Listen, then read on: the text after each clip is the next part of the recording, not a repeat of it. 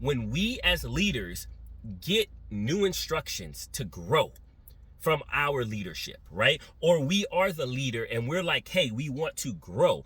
And grow can be for a good reason. There is a natural tendency, even if they trusted you, even if they were like following the SOPs, but then you say grow, there is a human element that is going to have some fear.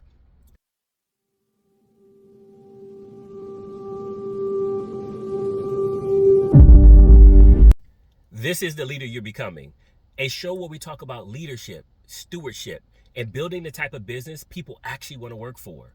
I'm Coach T. Let's get into it.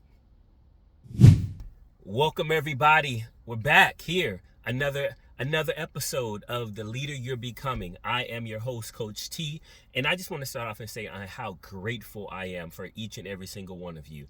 I've gotten, we've gotten so much great feedback so far about it, and we're just getting started. Like, it's just amazing that it's about who you can touch and who you can impact. And I've said it before, if we can have an impact on a few leaders, right? Just a few.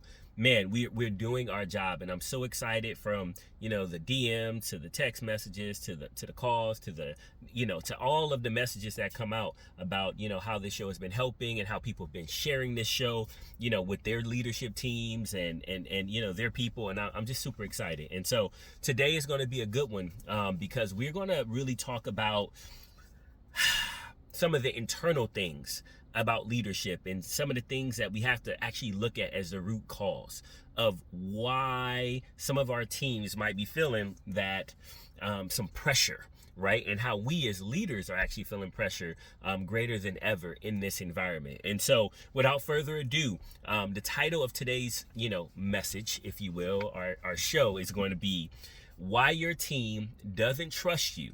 You're the leader when you're trying to grow. I'll say it again, when your team doesn't trust you when you're trying to grow. And this is a big one because we live in this environment right now where there is a lot of pressure. There's a lot of pressure to perform. There's a lot of pressure, with KPIs. If you don't know what that is, it's key performance indicators, right? We have a lot of pressure because of consolidation. We have a lot of pressure because, companies have gone public and, and business is more mainstream now. You have TV shows on like Shark Tank, right? That just continue to push people into entrepreneurship. And you hear the sharks on there talking about what's your sales, what's your leadership, what's your structure, what's your offer. And so, the employees and the team members and the leaders that are running these organizations, or if you're the owner running these organizations, you are pressed to confirm. And let's not even talk about the 1,000 gurus that are online that are telling you to start a business, how to run a business, how to scale a business, how to sell your business, etc., right? There's plenty other shows similar to this one in the sense of they're teaching about leadership or development and or trying to sell you on the idea that growing a business is a good idea, which I believe it is, right? But one of the things that is unique about this show is we don't just talk about just the metrics of it all and how to get more revenue, right? And how to get more EBITDA and how to get more margin and all that kind of stuff, right? And how to hire the most people. While those things are true and those things are critical to a business success, there is an underlying element of the human that is influencing all of it. And uniquely on this show, we deal a lot with that human aspect of it, which is hence the title, The Leader You're Becoming, right? Because I truly believe that leadership is an evolution, right? Leadership is you consistently growing and navigating and becoming. I believe that the leader I am today is not the leader from 10 years ago, right? And guess what? And in 10 years from now, it won't be the leader again. And so with that being said, and with that understanding, it is an evolution. It's always evolving. And because you're always learning something, you're always having different experiences, and you have to continue to grow even as the business grows or as you grow in your career or grow within your leadership. So with that being said, I really want to talk about growth today. And I want to talk about it in the sense of when we are trying to grow as leaders, how oftentimes we get met with resistance from our teams. And that resistance is actually because they don't trust us. Right? And I know that's hard to hear, right? Because when let's say when our bosses come to us oftentimes, and I'm talking about if you're not the owner right now, so I'm talking to you as if you're not the owner, right? Then when our boss comes to us and he's like, hey, I want to grow 20% next year. We're like, why? Or, okay, if I don't, then what? Right? And there's a level of fear that comes along with it, because it's like, if I don't do this thing, what's going to happen? And there's a lot of pressure that comes along with that. And so I really want to talk about the fact today that when we start talking about growth, trust starts to get eroded. And I want to talk about, but why? Right? Like in our business, we talk about that a lot. We're like, what's the problem here? If the knee-jerk reaction is like, oh no, I don't want to do that because I come up with all these reasons, right? Why not? But what's the root cause? And so one of the things I was thinking about, before recording today, was I was thinking about humans. And I was thinking about humans as it relates to the Bible. Right? And if you know me and you listen to this, right, and you watch this show, like I believe the Bible. Right? And so now we all have our, everybody got interpretations and different things of that. So this is not a Bible study. But I believe the Bible is the source of truth, right? It's the source of my truth in my life. What you do with yours is what you do with yours. But here, as far as this house is concerned, we trying to serve the Lord, right? And so with that being said, I look at like how often in the Bible does God, a prophet, or you hear or read some version of "do not fear," right? And so I did a little bit of a study on it, right, where it is probably the fourth highest theme in the Bible, right? The fourth highest. Number one is love, right? Then number two is trust in God. Number three is like obey God, and then there's do not fear.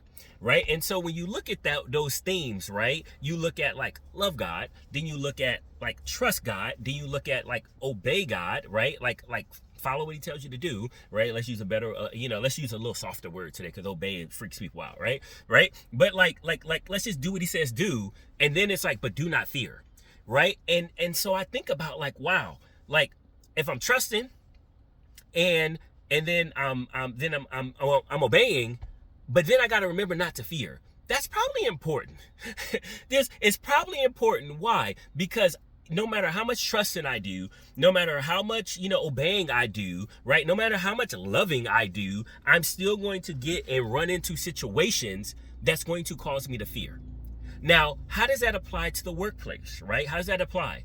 When we as leaders get new instructions to grow from our leadership, right? Or we are the leader and we're like, hey, we want to grow.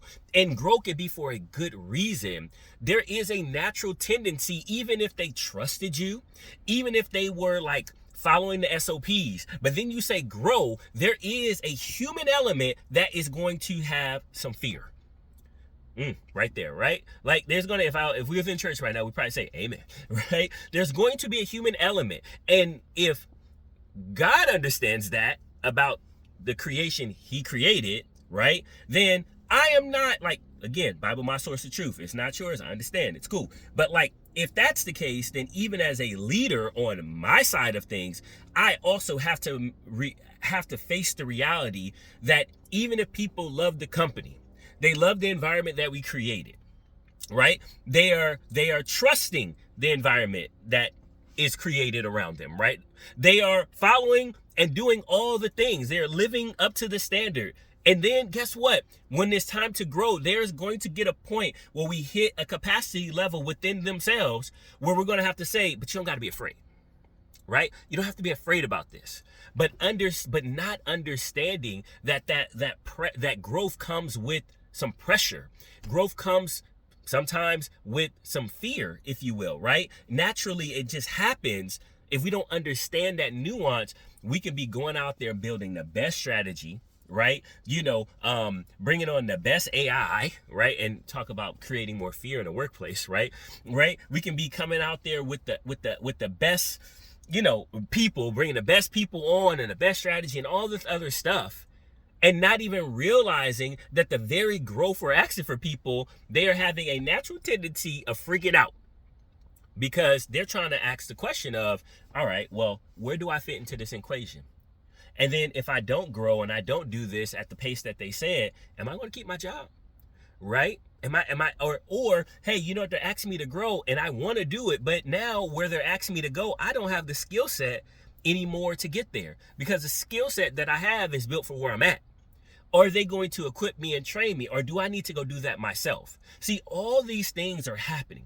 All these things are going through our people's minds when we go and, we have our fancy presentations that we spent 10 hours working on, right? And we got these slide decks and everything else, and we sat in these meetings and, we were really smart around each other as leaders, and then we come out and we're like, 25%, yeah, let's do that, right? Because that looks really cool to the board and everybody else, and then we go present it to our team, and they're like, what does that mean? What does that mean for me? How do I fit into that equation? Was that growth with me, or are you replacing me? Are you going to get that growth from AI?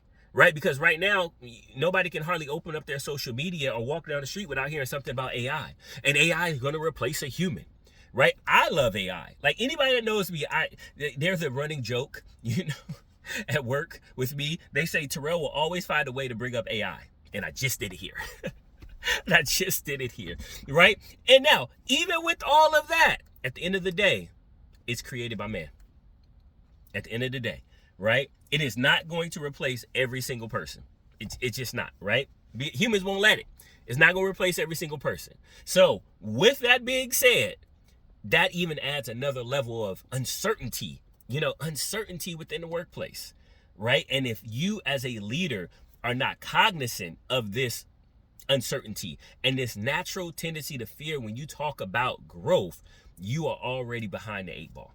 You're already behind the eight ball. Right? There's a study, and and as a leader, right? Let's talk about the leader sphere. So that's you as the leader talking about your team. But let's talk about you, right? You as the leader, me as the leaders in the business, right? And we're going to call leaders. If you are a leader of people, somebody reports to you. That's what we're going to call leader for right now. Now, if you go look at a workplace study by Gallup, right? I referenced this before, I'll reference it again, and I'll put it in the notes as well. But there's a Gallup workplace survey that they do every single year. And on this survey, they actually talk about the global workplace and employee sentiment and leadership sentiment and the whole deal. And they said that 50% of leaders are not trained. 50% of leaders, they use the word manager, are not trained. So think about that for a second. The people that are bridging the vision to reality, leaders, right? They're the bridge, right? They take the vision and they work with the team that produces it, right? That reality. 50% are not trained or undertrained. 50%. So 50% aren't even equipped to do and to have the level of growth that is being demanded of them. But the demand is still there no matter what. The demand is there, but the training is not. So if you are an owner listening to this, right? If you're an owner of listening to this today, please understand that the training and the development of your leadership team is critical. It is, I will call it mission critical. If you want that vision to come to pass and you're not training and developing your leaders, managers, supervisors, department heads, whatever title you want to put on it, if you are not training and developing them, they are going to have an incredible, almost an impossible time to bring your vision to pass. They must be trained. And the Gallup survey says 50% are undertrained. 50%. And so trained around what? Trained around how to deal with people, right? Like we have so much information now around like KPIs and all that kind of stuff. We got all that type of information. You can do this KPI, you can do that, you can close here, you can convert here, you can average sell this and and ticket price that and churn this. And we got all this, we got all these KPIs, all these numbers. People can spit numbers at you all day, right? But do they know how to deal with the humans? Do they know how to really inspire the humans? Do they know how to de-escalate conflict? Do they know how to inspire people? Do they know how to speak to the real issue and not the sub issue that people only know how to communicate? Sometimes our teams, they don't know how to even articulate their feelings at work or articulate their fears. Do you have good leaders that are able to dig down to understand what the real fear is, right? What's really going on with that teammate in order to get them to a place of understanding where you understand them, they get to a place of understanding, and then they can develop and skill stack what's necessary to produce. That is the type of training that has to happen. And if that type of training isn't consistently happening on a day-to-day basis, guess what? All that growth that is being demanded is going to look like exploitation. It's going to look like we're just out here just pushing. Just do more, work harder. Yes, we're going to do more and we will work harder. But I would rather have the vision pulling me than me pushing. Now, are there times where it feels like it's going to be a push? Absolutely. Right? But I just believe that we can get to a place, and we talked about this on another show episode, where we talked about like, hey, this can be a pull. We can have something that pulls us, right? And I believe that gravitational pull can come through good leadership, good stewardship. But those leaders and those stewards, the people that are stewarding it must be trained and developed. They must be trained and developed. And so understanding this, and we talk about things often on this, in this show about a garden, right? This is you properly cultivating your garden, right? When you're pruning, you got to cut some things off. Sometimes some people are not going to go. Some people are not going to go. Some leaders are not going to grow. Some people aren't going to grow. And they're not going to be there. Sometimes it's just seasons, right? Like I live, currently right now, I've lived almost all over, but currently right now, I live in the Northeast. There's 4 seasons, right? I see trees, blossom, like you can see right behind me, right? Like, right now, like they still look pretty bare, right? They look bare. Why? Because we just went through winter, right? But now, in probably 3-4 months from now, you're going to see them fully blossom. Or in a couple months, you'll see them fully blossom, right? Why? Because there's seasons. Leaves going to come, they're going to go, right? But the tree still stays the same. It's the same thing. Team members are going to come, they're going to blossom, they're going to grow, and they're going to shine. And then as seeds, they're going to wither away and they're going to go, right? And they're going to go on to bigger and better things. They become seeds and go produce themselves, right? And so that's just a natural cycle, and understanding that as well. But understanding that you got to control that environment so it's happening properly at its right time, and it's not being shocked into different seasons that it's not supposed to be in that moment in time, if that makes sense, right? From poor leadership. And so now, with all that being said, right, like what do I do about it, right? What do I do about it? What can we do? What are some practical things that we could do, understanding, okay, there's a natural fear that comes from people, right? Even if they love it, even if they trust it, even if they obey in it, right? And obey meaning like they are doing the things that you require them to do. And when you ask for more growth, they might have some fear at some point in time. They're going to hit a fear capacity for themselves. What can we do, right? Number 1, say what everybody's feeling. Practical, like very practical too. Say what everyone is feeling. Call it out. This is the first step here with this show. I'm calling it out. People scared sometimes when you start talking about growth. They don't trust you. They don't. For whatever reason. Sometimes they don't trust you, and there's nothing you did for them not to trust you. They just don't trust you. Okay, let's just call a spade a spade. Where I'm from, that's what we say. Call a spade, right? With that being said, don't avoid it. Name it. We are growing. I know that creates pressure. My commitment as a leader is that it does not come at the expense of people. Just name it. I like to listen to Chris Voss a lot and the Black Swan Group. And they talk a lot about, calling out the elephant in the room. When you call out that negative thing, you actually de-escalate it. If it's something negative, you call it out, it de-escalates it. If you call out something positive, it escalates it, right? And so it's just a psychological thing with the human mind, which is simple. Hey, if it's something negative, you want to de-escalate it, you actually got to talk about it. Because if you don't, it expands. I don't know why that works. I mean, they go into detail around it. Like, I don't know all the details around it, but I will tell you, when I heard that, I used it and it worked. I started going into meetings and I'm like, oh man, they're in a bad place right now. I would just say it, and the next thing you know, it would be like, whoop. Maybe they ask a couple questions and I'm like, yep, what you said. And they're like, okay, cool. And then we can move on, right? A confused mind says no. So often if we sit in fear with our team, we allow our teams to sit in fear, and we don't just say it, what people are probably thinking, what people are probably saying, and we're afraid of it. Guess what happened? They are saying no because a confused mind says no. All right. So number one, just call it out. Just say it. Number two, translate growth into meaning, right? Because growth without meaning is like, it feels like extraction, right? If you're like, hey, I need you to convert more. Okay, cool. Why? That's what they're saying, whether they say it or not. But why? I'm converting already at top of the class, like or one of the tops, or one of the best, or maybe the average. So let's just, because that's easier, right? Oh, I'm at the average, right? Okay, but why? Well, then we can talk about, you got to tie it to the meaning, the client experience. How many people aren't saying yes, right? Or we want to help more people, and the only way we can help them if they say yes, right? Tie it to meaning. Maybe it's the mission, right? The mission of the business, what we're trying to do, tie it to that. Or, hey, if you convert more, you make more money.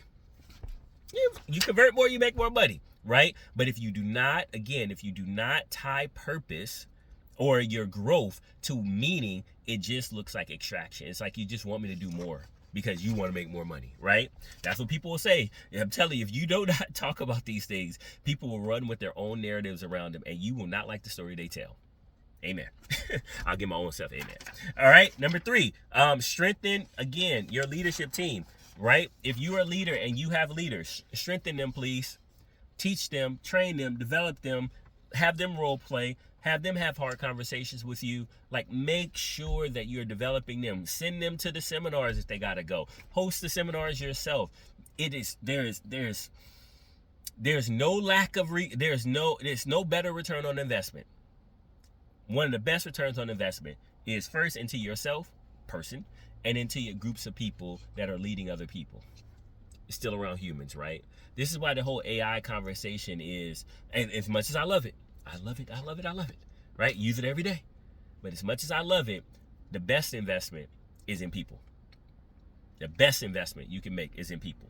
All right. Now, number four, address AI directly, right? And I'm saying it now. I like perfect segue, right? Like, address it. AI is not going to replace everything and everybody, y'all. The same way our personal computer didn't replace everything and everybody. It just made things better.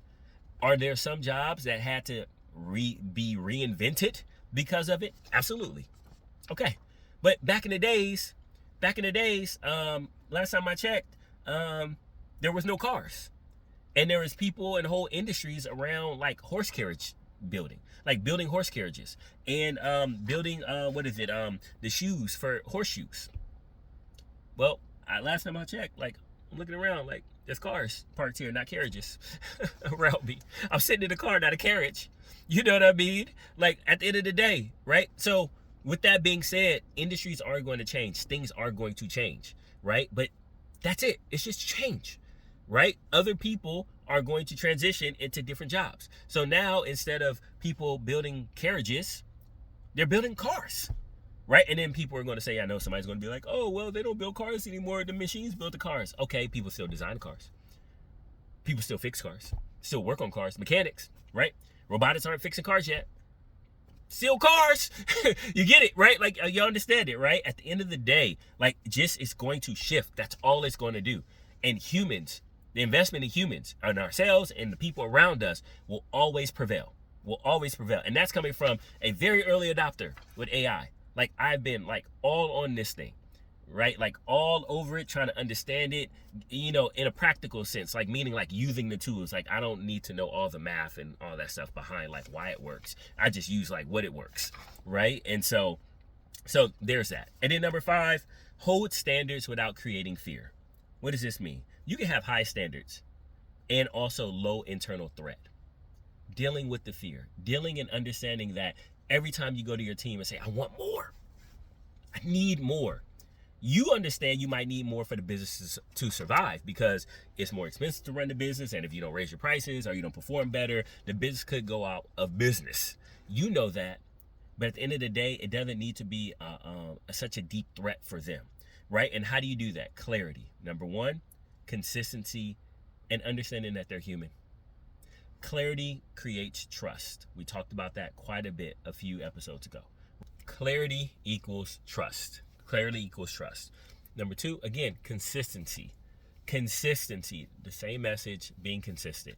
That doesn't mean information doesn't change, but if you're consistently giving information and keeping people updated and letting them know what is going on and keeping them like in the know, right? And being consistent with your behavior as well, with your temperament as a leader, especially, right? And they know that, okay, like, all right, Coach T can get a little frustrated here or there, but it's within that rail, and they know what they should be able to expect, and they know what level of communication is going, they know the direction it's going. Even if the company changes all the time, you consistently know, hey, we're gonna innovate, we're gonna do different things, we're gonna change. Those things are there. So clarity, consistency, and then humanity. At the end of the day, right? Like I said, my one of my favorite, bosses said, we're just humans helping humans. And that is just such an anchor for my soul. Right? It is just at the end of the day, with all the noise and everything going on, there's a human on the other side of this. And oftentimes it's a human that's scared. They're a human that's scared. And that's honestly, that was such a big eye-opening moment for me, around just what if I just treated every situation like, you know what, the other person's just afraid. Now that doesn't mean they're actually afraid or afraid of me, but what are they afraid of? Because most people operate in fear, unfortunately, right? Most people don't operate in trust and obedience, as we talked about earlier, or love, but they do not operate out of fear. And so I'm probably going to be directionally right. And so whenever I'm like, oh man, they are like pushing back, they're afraid of something, and then it allows for like pure humanity to flow out of my heart. Holy crap, they're afraid. Now the work is, let me understand what they're afraid of, and now it allows me to be curious so much easier, right? Because it's not like, oh, they're doing this because they're being this type of person. No, they're afraid, and if they're afraid, it's my job to understand it and then bring that up so that we can get to some love, some trust, and some behavioral change, and then we can, and then because fear has been removed out of the equation. Okay, and so I like to leave you with some final thoughts here, right? As I love my notes here. Final thoughts: growth is not the problem. Pressure is not the problem. The problem is when people don't understand what the pressure means. Growth and pressure are not the problem. It's when they don't know what it means. When there's a lack of clarity, there's a lack of trust, right? So our job is to ensure that purpose is known, is clear, direction is clear, the growth is clear. And I'll most definitely leave you with a couple reflection questions as I do each and every week, right? It's only 2 this week. Number 1, where might my team be experiencing growth as a threat? I'll say it again. Where might my team be experiencing growth as a threat?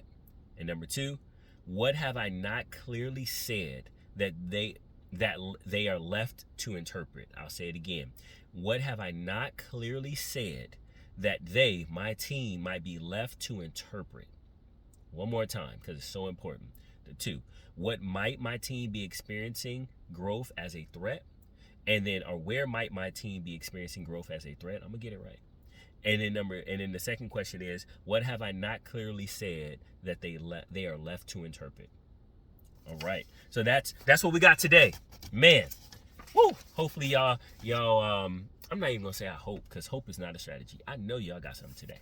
I know at least one person got something today, right? For this. And if you take this message seriously, right? And you really take a moment and understand that people are going to have some fear. Even if they got the love, even if they got the trust, even if they got the obedience, right? There's still a tendency to fear, and you kind of deal with that as a leader, and you are very clear with them, give direction, and show that you just a human, helping another human. That growth that you need from them and that you need out of that business, you'll now have that teammate that's ready to rock and roll with it. So that's what I got this week. God bless y'all. I love y'all. Until next time. Thank you for listening this week. Oh man, what a session we had. Oh man, what a show. I want to first say thank you. If you want to get in contact with me, Coach T, contact information is best right here. Best way to contact me. You can also follow, on YouTube, Instagram, Facebook, TikTok, X. I'm everywhere I could be found. So I want to say thank you. I appreciate you. If you need anything, just hit me up. I'm here for you. Again, like I said during this message, we're just humans helping humans. God bless. Love y'all. Till next time.